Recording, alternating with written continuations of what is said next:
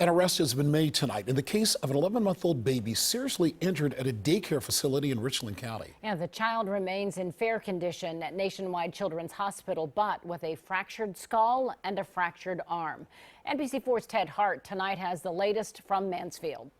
The Richland County Sheriff has announced the arrest of 19-year-old Sarah Roberts on charges of child endangering in connection with this ongoing criminal investigation into a daycare, and some local parents say that the daycare in question has had some other incidents.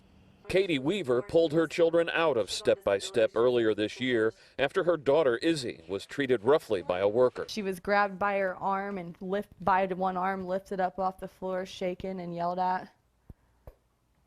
Hard enough to leave bruises, and I don't mean like little, like barely bruises, I mean black and blue bruises. The most recent incident goes well beyond bruises. Anastasia Sawyers suffered a fractured skull this week.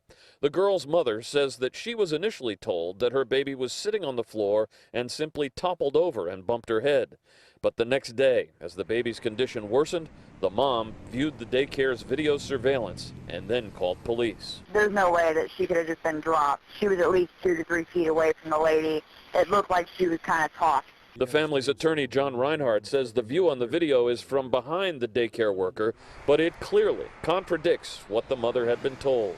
There's no way to tell what's going on with the worker and the child. Simply we see the child going through the air and landing. And RINEHARDT says the facility, by describing it as a minor incident, caused a delay in Anastasia getting the appropriate level of medical care. KATEY Weaver says her complaint against Step by Step remains an open investigation, but she's disgusted by the latest turn of events. I feel like if it would have been dealt with properly, it could have been prevented if they would have known there was consequences for actions like this. The daycare issued a statement saying that the management and staff remain deeply concerned about the welfare of Anastasia and her family, and that they will continue to cooperate with the criminal investigation.